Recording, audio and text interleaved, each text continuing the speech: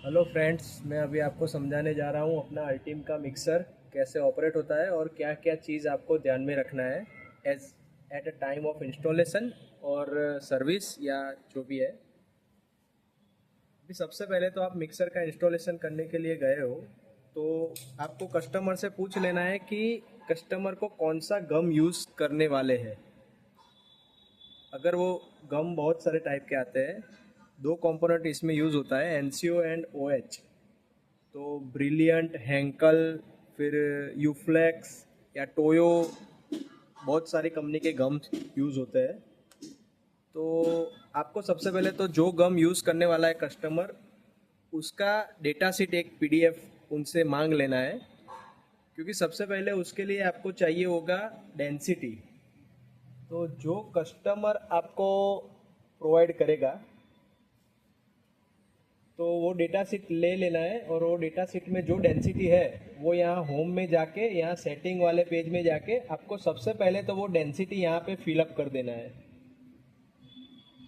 Density fill up कर देना है, फिर उसमें एक चीज़ लिखा होगा कि एनसीओ कितना परसेंट और ओएच कितना परसेंट। तो अगर उसमें एनसीओ मास्टर है, एनसीओ बाय ओएच हुआ उसमें, तो एनसीओ अगर 100% लिखा है, उसके अगेंस्ट ओएच में कुछ रेशियो लिखा है कि ओएच 60% और ओएच 70% या जो भी है, वो कैसे डिसाइड होता है। तो मेटपेट और बीओपीपी का लेमिनेशन करना है, या फिर मेटपेट और आपको एलडी मटेरियल का लेमिनेशन करना है, उसके हिसाब से हर एक कंपनी वाले उसका उनका रेशियो वो डेटा शीट में मेंशन करते हैं। तो उसमें अगर एनसीओ 100% है तो आपका ये जो स्विच है वो एनसीओ बाय ओएच रहना चाहिए। फिर अगर आप टोयो कंपनी का गम यूज़ कर रहे हो, उस केस में आपका OH जो है वो 100% रहता है। उस केस में ये स्विच आपका ऑपरेट होना चाहिए, तो OH बाय एनसीओ होना चाहिए। तो अभी जनरली टोयो कंपनी का गम ज़्यादातर कोई लोग यूज़ नहीं करते, तो हमने दोनों मोड दिया हुआ है। तो अभी समझ लो हम एग्जाम्पल के लिए ब्रिलियंट कंपनी का यूज़ कर रहे हैं गम, और उसमें दो टाइप के कोड आते हैं। वो कोड एग्जैक्टली मुझे पता नहीं है, पर वो जो भी है उसका डेटा सेट के हिसाब से आपको डालना रहता है। अभी ये डाल दिया, उसके बाद में आपको टेम्परेचर चेक करना है। ये सब डेटा आप फिलअप नहीं कर सकते हैं, खाली डेंसिटी फिलअप कर सकते हैं इस पेज में। फिर उसके बाद में दूसरा नंबर आता है टेम्परेचर का। जैसे ही मिक्सर का पावर ऑन करते हो, ये डेटा शीट आप चेक कर लेते हो। उसके बाद में NCO, OH and hose heating, ये तीनों का टेम्परेचर आपको सबसे पहले तो चेक कर लेना है और सेट कर लेना है। वो डेटा शीट में दिया हुआ उसके हिसाब से आपको डालना है। जैसे ही आप ये टेम्परेचर पे टच करोगे, वैसे टेम्परेचर वाले पेज में चले जाओगे। समझ लो आपके डेटा शीट में एनसीओ का टेम्परेचर 42 दिया है, तो यहाँ पे 42 डाल देना है सेट वैल्यू में। ओएच में 40 दिया है तो 40 डाल देना है। और हॉज हीटिंग का आपको 40 या 42 या 45, जो भी कस्टमर की रिक्वायरमेंट है उसके हिसाब से डालना है। ये एक्चुअली कस्टमर की रिक्वायरमेंट, या तो फिर आपके डेटा शीट में जो है इसमें 45 से ज़्यादा टेम्परेचर नहीं जाएगा कभी भी हॉज हीटिंग में, तो उसके हिसाब से आपको डाल देना है।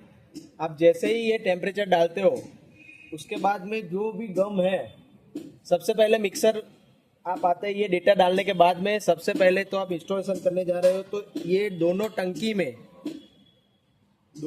में आपको, यहाँ पे दोनों टंकी में आपको इथाइल एंड ऑयल दोनों मिक्स कर देना है। जैसे कि 1 लीटर आपने मटेरियल लिया है मतलब साफ सफाई करने के लिए, तो इथाइल एंड ऑयल 500 ml आपको लगता है, तो 1 लीटर। तो उसके मैं एक एग्जांपल दे रहा हूँ आपको। तो दोनों आपको डाल देना है टंकी में और एक बार फ्लशिंग कर देना है। फ्लशिंग करने के लिए मैं आपको समझा देता हूँ सबसे पहले क्या करना है। ये कंटिन्यूअस मोड ऑफ होना चाहिए और ये कैलिब्रेशन मोड ऑन ऑफ होना चाहिए। समझ लो ये कंटिन्यूअस मोड का बटन नहीं आ रहा है, तो उस केस में खाली कैलिब्रेशन मोड ऑफ होना चाहिए। और उसके बाद में ये आंख का नीचे वाला जो है वो बेसिक ऑपरेशन के लिए दिया हुआ है। तो यहाँ से आप इंडिविजुअल पंप ऑन ऑफ कर सकते हो। अगर आपने OH का ऑन किया तो अकेला OH का मटेरियल गिरेगा, अगर आपने NCO का ऑन किया तो अकेला NCO का मटेरियल गिरेगा। अगर आपने ये बोथ पंप वाला बटन दबाया तो दोनों मटेरियल एक साथ में गिरेंगे। तो साफ सफाई में आप दोनों मटेरियल एक साथ में गिरा सकते हो। और ये साफ सफाई हो जाए, मतलब क्लीनिंग हो जाए, पाइप में से मटेरियल गिर जाए, मैनिफोल्ड भी क्लीन हो गया इससे, उसके बाद में आपको मटेरियल डाल देना है एनसीओ एंड ओएच दोनों टंकी में, और उसके बाद में हीटिंग ऑन कर देना है। ये तीनों हीटिंग ऑन कर देना है। जैसे ही आपका set value and actual value यहाँ पे मैच हो जाता है, अभी मैं एग्जांपल के लिए यहाँ पे ऑयल पे काम कर रहा हूँ, तो ऑयल में मुझे ज़्यादा हीटिंग की ज़रूरत नहीं है, तो मैं अभी ऑयल में इसका हीटिंग 30 डिग्री एंड इसका भी 30 डिग्री सेट कर दे रहा हूँ। और हॉज हीटिंग का मैंने 40 रखा हुआ है, तो 40 जब तक आपका हॉज हीटिंग मैच नहीं होगा तब तक आप मिक्सर को ऑन नहीं कर पाएंगे ऑटो मोड में। अभी समझ लो ये 30 आ गया है, ये 40 आ गया है और ये 28 है, तो 2 डिग्री में कोई दिक्कत नहीं है। टेम्परेचर नज़दीक आने के बाद में ही आपको मिक्सर चालू करना है। तो अभी समझ लो टेम्परेचर आ गया है, तो सबसे पहले यहाँ पे कैलिब्रेशन मोड एक्टिवेटेड लिखा हुआ आ जाएगा। जैसे ही आप टेम्परेचर चेंज करोगे या तो फिर रेशियो डालोगे, उसके बाद में तुरंत कैलिब्रेशन मोड एक्टिव हो जाएगा। दूसरा, जब भी आप पावर ऑफ करके ऑन करोगे तभी भी आपका कैलिब्रेशन मोड एक्टिव हो जाएगा। कैलिब्रेशन मोड एक्टिवेटेड का मतलब ये है कि अपना मिक्सर जब भी हम पावर ऑन करते हैं, या तो फिर ये जो मैंने चीज़ बोला रेशियो और टेम्परेचर ऐसा कुछ या फ्लो रेट कुछ भी चेंज करते हैं, तो उसके हिसाब से मोटर का स्पीड प्लस माइनस होता है। तो वो जो चेंज होता है तो उसके हिसाब से अपना जो प्रेशर है दोनों मटेरियल गिरने का, वो प्रेशर भी चेंज होता है। तो ये चेंज करने के बाद में हम प्रेशर टेस्ट करते हैं। ये कैलिब्रेशन मोड मतलब ये प्रेशर टेस्ट, मतलब अभी जब भी पहली बार मिक्सर चालू होगा तभी वो प्रेशर लॉक कर देगा कि हमारा इतना प्रेशर एक्चुअल आ रहा है, ये आरपीएम ये स्पीड के हिसाब से। और वो जो प्रेशर लॉग हुआ उसके बाद में अगर समझ लो एनसीओ या ओएच कुछ भी पंप जाम है, तो वो लॉग प्रेशर के सामने एक्चुअल प्रेशर मेजर करेगा कि इतने से ज्यादा है तो हमें एनसीओ का प्रेशर हाई है और इतने से कम है तो एनसीओ का प्रेशर लो है, तो वो अलार्म देगा। इससे हमारा क्या है कि मटेरियल लेमिनेशन जो होगा वो डीलेमिनेट होने से बच जाएगा। अभी हमने टेम्परेचर सेट कर दिया है, कैलिब्रेशन मोड एक्टिव भी हो गया है, और मैंने अभी 70 का रेशियो, अभी समझ लो 55 का रेशियो मैंने डाला हुआ है। अभी नीचे एक्चुअल रेशियो मत देखो, अभी पहली बार ऑन हो रहा है, ऐसा ही आप समझ लो। 55 का रेशियो मैंने डाला हुआ है, तो टेम्परेचर आ गया है। तो अभी मैं सबसे पहले क्या करूँगा, कैलिब्रेशन मोड ऑन है उसको ऑफ करके एक बार ऑन करना है, और यहाँ पे आपको एरर देगा कि रेशियो एरर लो लेवल ये फर्स्ट टाइम कभी भी आप कैलिब्रेशन मोड ऑन करेंगे तभी इतनी एरर आएगी। अभी ये फोल्ट रीसेट जो है वो आपको एक बार दबा देना है। जैसे ही आप ये प्रेस करोगे वैसे आपका मटेरियल गिरना शुरू हो जाएगा, और ये 5 से 6 सेकंड तक आपका मटेरियल गिरेगा। उसके बाद में ऑटोमेटिक बंद हो जाएगा। देखिए अभी आप ये मटेरियल गिरना बंद हो गया। जैसे ही गिरना बंद हो गया उसके बाद में आपको क्या करना है, कैलिब्रेशन मोड ऑफ कर देना है। और ये कैलिब्रेशन मोड ऑफ किया उसके बाद में ही आपके कंटिन्यूअस साइकिल का जो बटन है वो विजिबल होगा। वो कंटिन्यूअस मोड का साइकिल ऑन कर देना है। आप जैसे ही ऑन करेंगे वैसे ही यहाँ पे एक साइकिल स्टार्ट का बटन है वो ब्लिंकिंग होना शुरू कर देगा, और यहाँ पे लिखा हुआ आ जाएगा host temperature reach press purge PB for acknowledge. जैसे ही आप ये स्टार्ट का बटन उसके बाद में प्रेस करोगे तो ये ऑटो मोड में ऑन हो जाएगा, और ये एक बार प्रेस करोगे तो ये वापस मैन्युअल मोड में हो जाएगा। यहाँ पे लिखा हुआ आएगा continuous mode and manual mode. ये मैंने ऑफ कर दिया तो यहाँ पे मैन्युअल मोड आएगा, ये मैंने ऑन किया तो यहाँ पे कंटिन्यूअस मोड आएगा लिखा हुआ। अभी जब भी मैं इसको ऑन कर दूंगा तो ये लाइट स्टेडी हो जाएगी साइकिल स्टार्ट की, और यहाँ पे लिखा हुआ आएगा waiting for external signal. Waiting for external signal मतलब हमने मिक्सर के अंदर एक इनपुट लिया हुआ है, वो है गम सेंसर का इनपुट। अगर सॉल्वेंटलेस मशीन का पैनल हमारा है तो उस केस में गम सेंसर का इनपुट हमारे मशीन के पैनल में जाएगा, और वहां से रिले के थ्रू एक आउटपुट निकल रहा है, वो डिफरेंशियल रिले होगी और वहां से जो 24 वोल्ट आएगा उसका फीडबैक गम सेंसर का, वो यहाँ मिक्सर में लगा देना है। तो वेटिंग फॉर एक्सटर्नल सिग्नल, और मैंने यहाँ पे आईओ में भी दिखाया हुआ है, ये एक्सटर्नल सिग्नल जब भी ये इनपुट यहाँ से जाएगा तभी ही आपका ये ऑटो साइकिल में गम गिराएगा, तब तक नहीं गिराएगा। ये यहाँ पे आईओ साइकिल में आप देख सकते हो, कभी भी कोई भी फॉल्ट होता है तो यहाँ से आईओ में आप चेक कर सकते हो कि वो आईओ ऑपरेट हो रहा है कि नहीं हो रहा है। एनालॉग इनपुट या डिजिटल इनपुट आउटपुट या जो भी है वो यहाँ से आप चेक कर सकते हो। अभी सबसे पहले आप, ये मिक्सर अभी रेडी हो गया है ऑटो में ऑन चालू होने के लिए, तो आपको सबसे पहले साइड पे इतना कर लेने के बाद में चेक करना है ग्लास रेशियो। आपको ग्लास रेशियो चेक करना है। तो ग्लास कैलिब्रेशन के लिए आपको क्या करना है, दो ग्लास का, खाली ग्लास का वेट ले लेना है। खाली ग्लास का वेट करके उस पर लिख देना है कि ये कितने ग्राम का ग्लास है।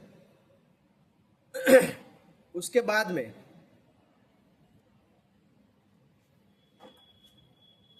में आपको क्या करना है,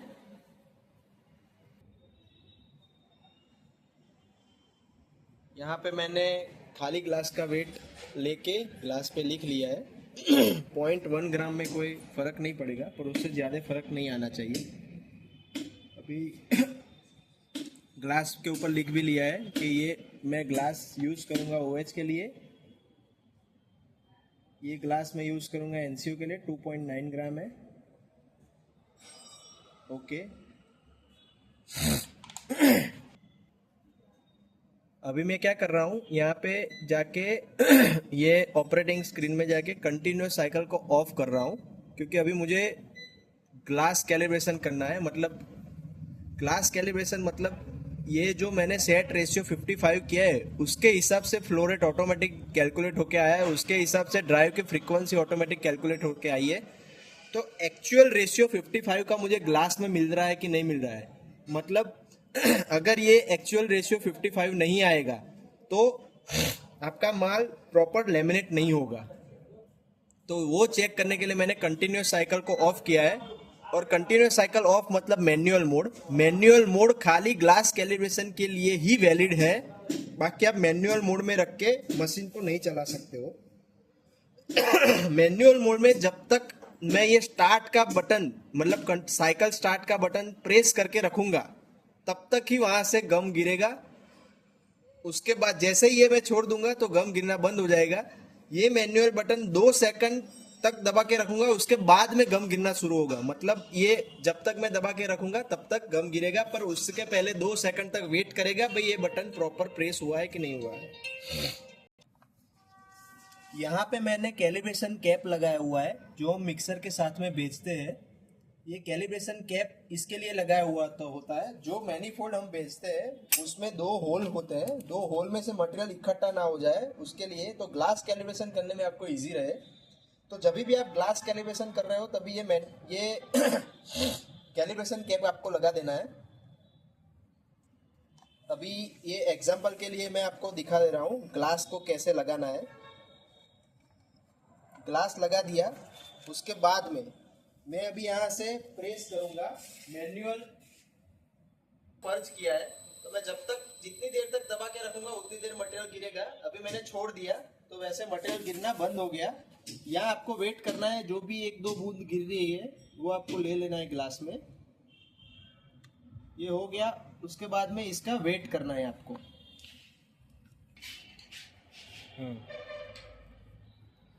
अभी ये NCO का ग्लास है तो इसका वेट हुआ है 108.9 ग्राम। तो इसको नोट डाउन कर देना है। NCO इज इक्वल टू 108.9, उसमें से ग्लास का वेट आपको माइनस कर देना है 3.0। तो 108.9 माइनस 3.0 तो 105.9 होता है। उसके बाद में OH का वेट कर लेना है। ये अभी OH का वेट मैंने किया है। OH का वेट है 59.7 माइनस उसमें से ग्लास का वेट कर देना है 2.7। 59.7 माइनस 2.7 57, तो ये जो 57 आया OH डिवाइड बाय NCO आपको कर देना है।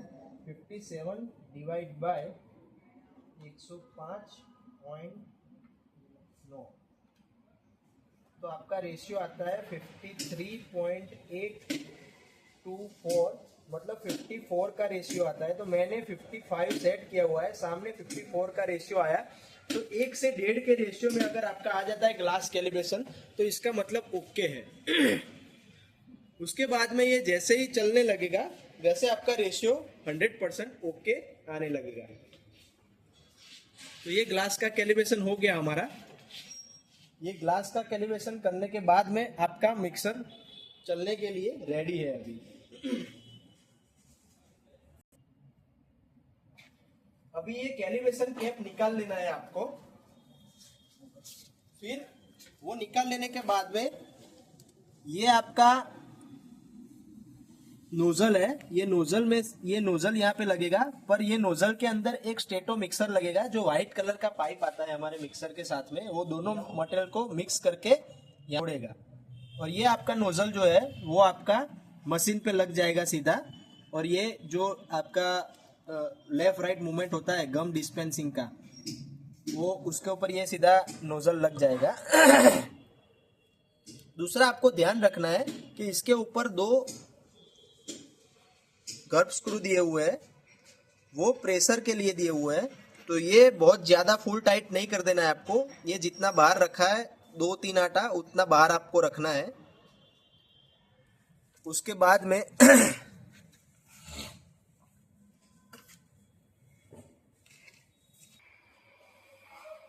उसके बाद में आपको ध्यान रखना है कि आपने NCO और OH मटेरियल जो डाल दिया है उसका टंकी का जो हेड है, मतलब ढक्कन है, वो प्रॉपर क्लोज होना चाहिए, एयर टाइट होना चाहिए।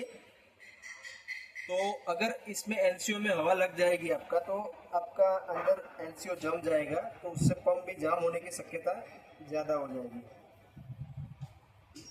अभी मैं यहाँ पे आपको समझा देता हूँ, अभी मशीन चालू होने के बाद में क्या क्या फंक्शन चेक करना है। यहाँ पे दिया है टोटलाइजर। टोटलाइजर मतलब यहाँ पे जितना OH और NCO कंज्यूम होगा वो क्वांटिटी यहाँ पे डिस्प्ले होगी। जितनी बार ऑटो साइकिल में ये मटेरियल आपका छोड़ेगा, मतलब ये मटेरियल आपका जितनी बार ऑटो साइकिल में पर्ज होगा उतनी बार यहाँ पे वो क्वांटिटी ऐड होती जाएगी। उसमें 2 क्वांटिटी दिया हुआ है, एक रिसेटेबल क्वांटिटी है, एक क्यूमुलेटिव क्वांटिटी है। तो क्यूमुलेटिव क्वांटिटी है वो कभी भी ऑपरेटर रिसेट नहीं कर पाएगा, जिससे हमें पता चलेगा कि अपना मिक्सर कितना टाइम तक चला है और कितना केजी कंजप्शन हुआ है उसमें।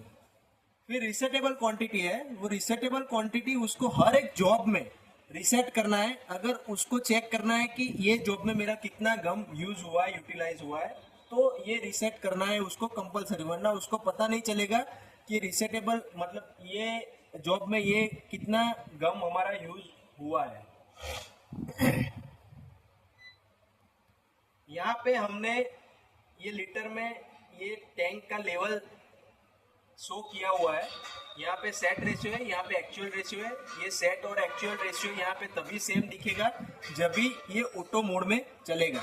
अभी मैं आपको एग्जांपल के लिए एक बार शो कर लेता हूँ कि सेट और एक्चुअल रेशियो मैच हो रहा है कि नहीं हमारा। तो अभी मैंने यहाँ से कंटिन्यूस साइकिल ऑन कर देना है। यहाँ से मैं स्टार्ट का बटन प्रेस कर रहा हूँ, तो अभी लिखा हुआ आया है वेटिंग फॉर एक्सटर्नल सिग्नल। अभी मैं एक्सटर्नल सिग्नल दे रहा हूँ, मतलब गम सेंसर का इनपुट दे रहा हूँ कि यहाँ से हमारा गम खाली है। मतलब जो गम सेंसर है वो 2 रोल के बीच में लगता है, R1 और R2। तो अभी मैंने यहाँ से गम सेंसर का इनपुट हटा दिया है, तो ये चालू हो गया है। और यहाँ पे आप देख रहे हो 54.4 का रेशियो आया है। मैंने बोला आपको कि 1.5 का रेशियो तक अगर कुछ वेरिएशन आता है हर एक साइकिल में तो कोई इश्यू नहीं है। अगर उससे ज़्यादा वेरिएशन आता है तो रेशियो का फॉल्ट आएगा। वो रेशियो का फॉल्ट अगर आता है तो कस्टमर को बोल देना है कि रेशियो का फॉल्ट अगर आता है तो कंपलसरी हमें इन्फॉर्म करना है। अगर रेशियो फॉल्ट आया तभी भी रीसेट करके उन्होंने मिक्सर को प्रोडक्शन में रखा तो माल डिलेमिनेशन होने की बहुत संभावना है और उसका मटेरियल डिलेमिनेट होगा तो वो ब्लेम हमें करेगा। इसके लिए रेशियो एरर कंपलसरी, जब भी रेशियो एरर आता है, अगर दिन में एक आध बार आता है तो कोई दिक्कत नहीं है, पर अगर कंटिन्यू आता है रेशियो एरर तो हमें कंपलसरी इन्फॉर्म करना है उसके लिए। उसके बाद में ये जो प्रेशर है, ये प्रेशर हमारा 15 बार 16 बार से ज़्यादा नहीं जाना चाहिए एनसीओ का, जो यहाँ पे शो करेगा, और यहाँ पे शो करेगा ओएच का प्रेशर। जो प्रेशर 10-12 बार से ज़्यादा नहीं जाना चाहिए, वो डिपेंड करेगा मटेरियल के ऊपर। हर एक मटेरियल के हिसाब से उसका प्रेशर चेंज होगा। ये फ्लो रेट है वो अपने आप कैलकुलेट होके आएगा। फिर यहाँ होम में मैं आपको समझा देता हूँ टोटल क्या क्या है। ये बेसिक सिलेक्शन है, मैंने ये आपको समझा दिया। Heating her bar power on off करोगे उतनी बार यहाँ से हीटिंग ऑन करना है। ये मैनुअल अगर आपको कोई पंप चलाना है उसके लिए है। ये टोटलाइजर है वो मैंने आपको समझा दिया है। ये आईओ स्टेटस है, यहाँ से आप आईओ चेक कर सकते हो। ये सेटिंग है, यहाँ जाके आपको डेंसिटी डाल देना है। ये ऑपरेटिंग सेटिंग है, यहाँ से आपको साइकिल स्टार्ट स्टॉप मतलब cycle continuous mode and calibration mode यहाँ से आप कर सकते हो। और यहाँ से पासवर्ड है, ये पासवर्ड आपको ऑपरेटर के लिए देना है 1 2 3 4 और यहाँ से सबमिट कर देना है। तो ऑपरेटर रिलेटेड जो भी डेटा है वो ओपन होगा और वो यूज़ कर सकेगा। यहाँ से अगर आप किसी सुपरवाइज़र को पासवर्ड दे रहे हो तो पासवर्ड देना है 4 3 2 1, यहाँ सुपरवाइज़र लिखा हुआ आएगा और यहाँ सबमिट कर देना है। जैसे ही सबमिट करोगे वैसे यहाँ पे ये मेनू ओपन होगा। तो ये मेनू में टेम्परेचर सेटिंग में हमने पी गेन आई टाइम वगैरह सब दिया हुआ है और बेस हीटर का जो है वो लिमिट दिया हुआ है। तो ये तभी ओपन होगा जब भी सुपरवाइजर लॉगिन होगा। उसके बाद में प्रेशर सेटिंग में मैंने यहाँ पे low limit, high limit, fault delay, मतलब ये प्रेशर कितने टाइम में आपको एरर देगा, तो 4 मिलीसेकंड के बाद में एरर देगा। और दूसरा प्रेशर साइकिल टेस्ट, तो यहाँ पे जो लॉग प्रेशर है वो यहाँ पे लॉग होगा और उसका मिनिमम एंड मैक्सिमम लिमिट यहाँ पे शो किया हुआ है। और प्रेशर टॉलरेंस हमने डाला हुआ है, 4 बार से ज़्यादा टॉलरेंस हमें डालना नहीं है यहाँ पे। ये जो मिक्सर आपके यहाँ पे आएगा उसके पहले टेस्टिंग होके ही आएगा, तो ये सब सेटिंग पहले से किया हुआ रहेगा। फिर बस इतना सेटिंग है। तीसरा पासवर्ड है वो OEM के लिए है, मतलब हमारे लिए है। तो ये चेक पॉइंट्स है। दूसरा यहाँ पे मैंने ये बटन रखा है, अगर कुछ भी होता है, मतलब कोई प्रॉब्लम होता है या कुछ मेजर प्रॉब्लम होता है तो आप ये इमरजेंसी प्रेस कर देना है आपको। जैसे ही इमरजेंसी प्रेस करोगे वैसे, या हीटिंग का कुछ प्रॉब्लम होता है, जैसे ही आप इमरजेंसी प्रेस करोगे वैसे ही इसका 3 फेज सप्लाई पूरा कट हो जाएगा। खाली HMI का 24 वोल्ट पावर यहाँ पे शो करेगा और खाली 24 वोल्ट पावर शो करेगा PLC का। और यहाँ पे एरर आ जाएगा कि PLC ये कम्युनिकेशन नहीं हो रहा है HMI के साथ में। जैसे ये इमरजेंसी खोलोगे उसके बाद में पावर अपने आप वापस स्टार्ट हो जाएगा। ये पावर शुरू हुआ, उसके बाद में मैंने आपको पहले से बता दिया था कि ये कैलिब्रेशन मोड अपने आप एक्टिव हो जाएगा।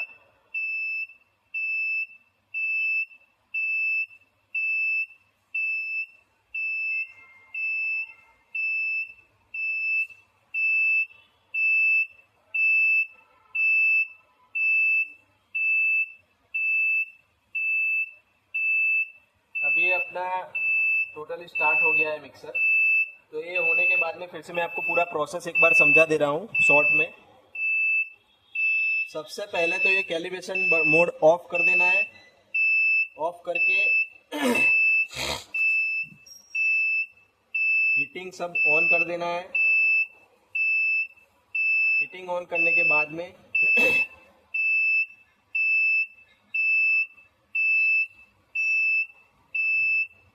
आपको टेम्परेचर दे देना है। टेम्परेचर दे देने के बाद में आपको जो रेशियो पे चलाना है मशीन वो रेशियो सेट कर देना है। जो गम यूज़ किया है वो गम का डेंसिटी आपको यहाँ जाके डाल देना है। जनरली आपका रेगुलर वही गम रहने वाला है, तो डेंसिटी बार बार डालने की ज़रूरत नहीं है। एक ही बार एंट्री किया तो, अगर गम यूज़ नहीं करो तो एक ही बार जो यूज़ किया उसके हिसाब से आपका मिक्सर चलेगा। यहाँ पे इस बार मैंने 70 का रेशियो रखा हुआ है। अभी सब सेट है, उसके बाद में मैं ये कैलिब्रेशन मोड को ऑन करूँगा और यहाँ से ये बटन रीसेट करूँगा। जैसे ही रीसेट करूँगा वैसे गम गिरना शुरू हो जाएगा और प्रेशर टेस्ट के लिए मिक्सर चालू होगा। ये 5-6 सेकंड तक गम गिरेगा, उसके बाद में ऑटोमेटिक बंद हो जाएगा। बंद होने के बाद में हमको कैलिब्रेशन मोड का बटन बंद कर देना है। ये बंद किया, उसके बाद में ये अगर अपना सब रेडी है तो ऑटो साइकिल ऑन कर देना है। ऑटो साइकिल जैसे ही ऑन करोगे तभी वेटिंग फॉर एक्सटर्नल सिग्नल लिखा हुआ आएगा। वेटिंग फॉर एक्सटर्नल सिग्नल लिखा हुआ आएगा, उसके बाद में जैसे ही एक्सटर्नल सिग्नल दूंगा, मतलब कम सेंसर का इनपुट मिलेगा वाया मशीन, तो उसके बाद में गम देना शुरू हो जाएगा। गम दिया तो यहाँ पे set and actual ratio match होना चाहिए, मतलब नियर अबाउट आना चाहिए। तो मैंने 70 का रेशियो रखा है, उसके सामने 69.7 का रेशियो आया। तो अगर डिस्प्ले के अंदर 69.7 आया तो ग्लास में आपका 99% मैच होगा। एक आध परसेंट में कुछ एरर आ सकती है, मतलब 69.7 आया तो ग्लास में आपका 69.4 या 70 ऐसा कुछ रेशियो आपका 100% आना ही चाहिए और आएगा ही। अगर कभी भी आप मिक्सर चालू करते हो पर स्क्रीन के अंदर ही रेशियो मैच नहीं आ रहा है मतलब ग्लास में आ रहा है या स्क्रीन के अंदर नहीं आ रहा है, स्क्रीन में आ रहा है ग्लास के अंदर नहीं आ रहा है, तो आपका कुछ ना कुछ दिक्कत है। तो उसके लिए आपको हेड ऑफिस में कांटेक्ट करना है। ये सेट हो गया, मिक्सर चालू है आपका, सब कुछ ओके है, मशीन का प्रोडक्शन निकल रहा है। अभी मैं आपको समझाने जा रहा हूँ कि जब भी आपका मशीन बंद हो रहा है तभी आपको क्या करना है। जब भी आपका मशीन पूरा बंद हो रहा है उसके बाद में ये नोजल, इसके अंदर जो स्टेटो मिक्सर है वो, ये जाली, ये सब खोल के आपको इथाइल के डब्बे में रख देना है, उससे साफ कर लेना है। और ये जो हेड है इसको एयर टाइट बंद करने के लिए हमने क्लोजर कैप दिया हुआ है, तो ये यहाँ पे क्लोजर कैप लगा के इसको बंद कर देना है और कुछ लपेट देना है इसके ऊपर। ये रहा आपका क्लोजर कैप, जिसमें कुछ होल नहीं है, कुछ भी नहीं है। ग्रीस लगा के इसको लगा देना है और ये यहाँ पे एयर टाइट कुछ बांध देना है जिससे एयर ना लगे। समझ लो आपका मशीन आज शाम को 8 बजे बंद हुआ है और कल मशीन चालू होने वाला है, तो ये एयर टाइट करके आपको जाना है, सुबह आके फिर से हीटिंग देके मशीन को चालू कर देना है। समझ लो आज आपने बंद किया है, कल भी चालू नहीं करना है और परसों भी चालू नहीं करना है। 2 दिन मतलब 48 आवर से ज्यादा आपको बंद रखना है, तो कंपलसरी आपको टंकी में से सब निकाल के, सब गम टंकी में से, सब गम आपको ये टंकी में से निकाल देना है और दोनों टंकी में इथाइल एंड ऑयल दोनों मिक्स करना है, सेम क्वांटिटी में होना चाहिए। वो दोनों मिक्स करके ये हॉस पाइप में से निकाल देना है मटेरियल, तो आपका पूरा मिक्सर साफ हो जाएगा। और उसके बाद में आप इसको बंद कर सकते हो पावर। अगर समझ लो कि आपको आज बंद किया है मशीन और कल चालू करना है तो कोई दिक्कत नहीं है, आज बंद किया है परसों चालू करना है तो भी कोई दिक्कत नहीं है। शाम को ये सब मैंने जो पार्ट बताया वो खाली साफ करके एयर टाइट करके जाना है। पर अगर 48 आवर से ज़्यादा आपका मशीन बंद रहने वाला है तो आपको टंकी क्लीन कर देना है। फिर अगर समझो आपका मशीन हर रोज प्रोडक्शन में ही रहता है तो भी ये टंकी को महीने में 2 बार 15-15 दिन के अंतर में आपको ये साफ सफाई कर लेना है। अगर ये साफ सफाई नहीं करोगे तो क्या होगा, अंदर कुछ कचरा जाएगा, उससे पंप जाम हो सकता है, या तो फिर एनसीओ में हवा लगने का चांस है। जितनी बार आप ये खोलोगे एनसीओ का टैंक फिलअप करने के लिए उतनी बार अंदर हवा जाएगा। या तो फिर जो आपने मैनीफोल्ड है वो मैनीफोल्ड में हवा जाए, मशीन बंद रखोगे उतनी देर तक वो हवा जाएगा तो उससे आपका जामिंग होने का चांसेस बढ़ जाएगा। तो ये हर 15 दिन में आपको साफ सफाई कर देना है। और ये मैनीफोल्ड जो है एक मिनट। ये जो मैनीफोल्ड है ये तभी साफ करना है जब भी आपका हाई प्रेशर का अलार्म बार बार आता है। हाई प्रेशर का अलार्म तभी आता है जब भी ये मैनीफोल्ड में कुछ कचरा फंसता है। अगर ये मैनीफोल्ड में समझ लो कचरा फंसा हुआ है तो आपको क्या करना है, ये पाइप यहाँ से निकाल देना है। ये पाइप यहाँ निकाल के एक बार पर्जिंग करना है, तभी क्या वहां पे तभी भी अगर हाई प्रेशर आ रहा है, तभी भी अगर जो हाई प्रेशर आ रहा है तो मतलब आपका पंप में कचरा फंसा हुआ है या पाइप में कचरा फंसा हुआ है। अगर ये खोलने के बाद में अगर वहां से हाई प्रेशर का अलार्म चला जाता है तो आपको क्या करना है, मैनीफोल्ड में ये सब खोल देना है। इसको थोड़ी देर इथाइल में डुबा के, यहाँ पे क्या हुआ है, यहाँ सामने 2 होल है, तो यहाँ से अगर आप देखोगे सामने तो 2 होल क्लियर दिखने चाहिए। तब तक आपको साफ सफाई कर देना है पूरा। तो इतना है पंप में। अगर फिर भी आपको कुछ दिक्कत आती है तो आपको हेड ऑफिस में कॉल कर देना है। Thank you.